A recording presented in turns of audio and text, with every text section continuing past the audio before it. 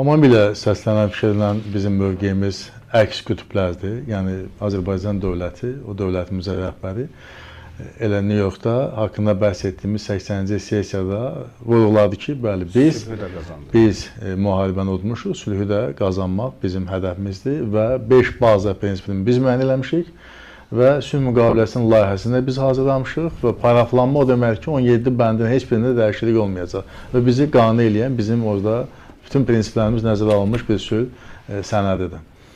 Və biz onun fərqindəyik ki, bütün müharibələr son nəticədə sülh ilə yekunlanır. Bütün müharibədən sonra sülh imzalanır. Baxır, sülhün şərtləri necədir? Diktə eləyən var, diktə olunan tərəfə. Diktə eləyən bizik. Şərtləri biz müəyyən eləmişik, prinsipləri biz müəyyən eləmişik. İndi də hələ növbəti şərtimiz var ki, biz nə olsun paraflamışıq Vaşinqtonda? Nə qədər ki, Ermənistan Azərbaycana qarşı ərazi iddialarını konstitusiyasından çıxarmayacaq, onun preambulasından çıxarmayacaq, bununla bağlı referendum keçirməyəcək. Bu halda heç bir deməli sülhdən söhbət gedə bilməz, sülh müqaviləsindən söhbət gedə bilməz.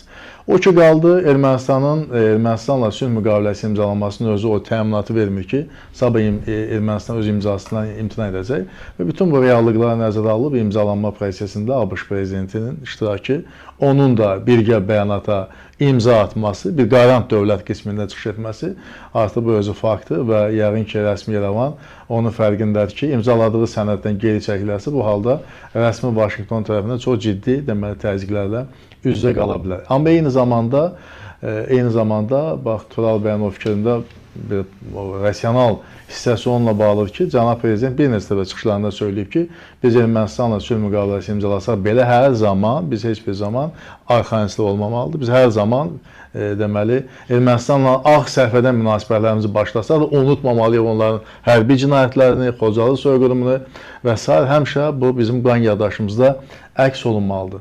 Sülhlə bağlı bizim nikbinliyimizin kökündə dayanan əsas amillərdən biri onunla bağlıdır ki, Paşinyan bu günlərdə belə bir bəyanat verdi ki, mən hələ indiyə qədər də özüm üçün bu sualın cavabını tapa bilmirdim ki, niyə 2019-cu ildə mən söylədim ki, Qarabağ Ermənistandır və nöqtə. Mən bu sualın cavabını özüm üçün vermək istəyirəm. Çünki mən bu günləri söyləyirəm ki, Qarabağ Azərbaycandır və nöqtə. Mən bunu bugün söyləyirəm. Bəs nə oldu ki, 2019-cu ildə mən belə bir şey söylədim?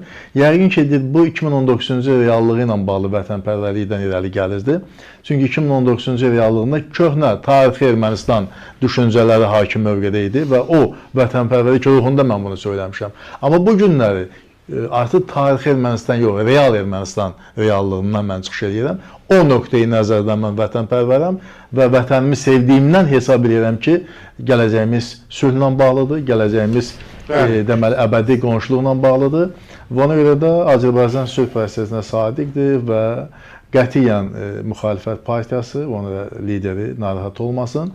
Azərbaycan güclü dövlətdir və unutmasınlar ki, Ermənistanda unutmasınlar ki, 2020-ci ildə noyabr ayında biz onları ağ bayraq qaldırmaya məcbur eləyərkən bizim hərbi büdcəmiz, müdafiə büdcəmiz 1.9 milyard dollar idi.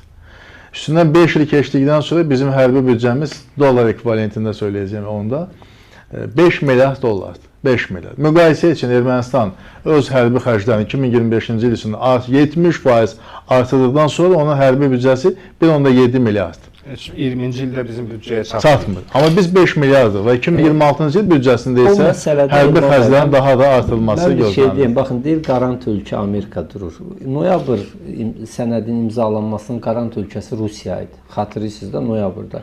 Və biz nə etdik? Biz Xankəndinə girməyə dayandırdıq, filan elədik, Rus qoşunlarını gəldilər, Qarabağda yerləşdilər, düzdür. Ermənilər Azərbaycanlıların ora qayıtmasını təmin eləmədilər.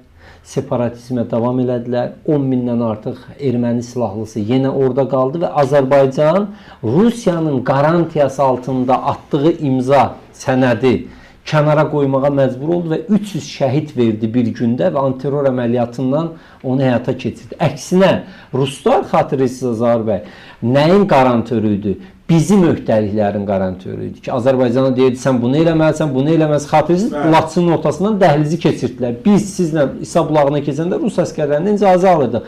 O Ermənistanın xeyrinə o garantörlük dururdu. İndi də heç kim yox. Nəticə bu müqavilədə sizdən narahat elədim.